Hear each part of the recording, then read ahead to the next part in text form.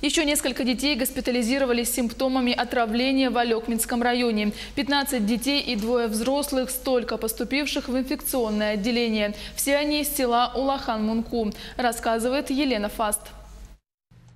23 мая в инфекционное отделение Центральной районной больницы поступило 10 детей и 1 взрослый. Все дети ходили в начальную школу-сад села Улахан-Мунку. Предварительный диагноз – пищевое отравление.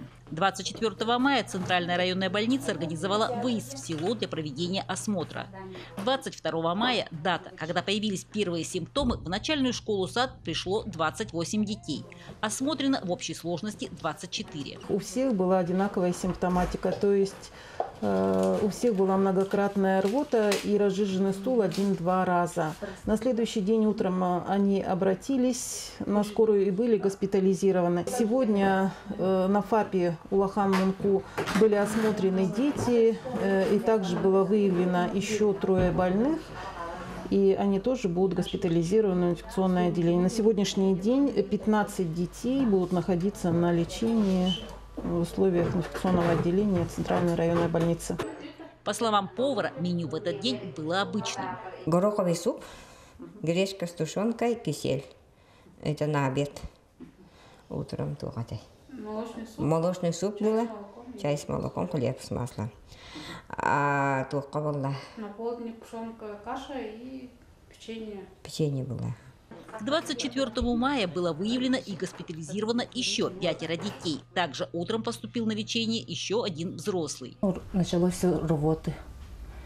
Вечером и с утра тоже рвота, после как покушала. И вот мы сразу обратились в больницу. Приехала врач у нас к нам в Улахан-Мунку и всех по направлению сюда отправила. На сегодняшний день какое состояние? Состояние сейчас уже на улучшение идет. Да. Медсестры, санитарчики очень хорошо за нами ухаживают.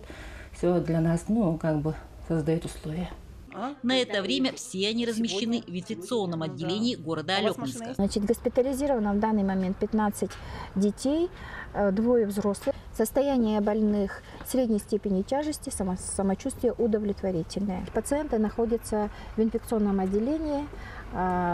Оказание медицинской помощи осуществляется в полном объеме. Лекарственные препараты в наличии имеются.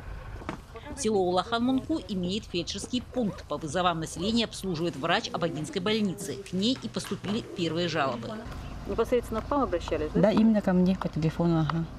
Сказали, вот быстренько приезжайте, пожалуйста, в Улахан-Мунку для осмотра детей. И взрослых, конечно, тоже. В связи с ситуацией врач совместно с медицинской сестрой будет держать на контроле состояние здоровья жителей. В свою очередь были проведены проверки органами Россанпиднадзора. Начальная школа-сад закрыта с 24 мая на 5 дней. Причины случившегося выясняются. Елена Фаст, Максим Копылов, Алекминск.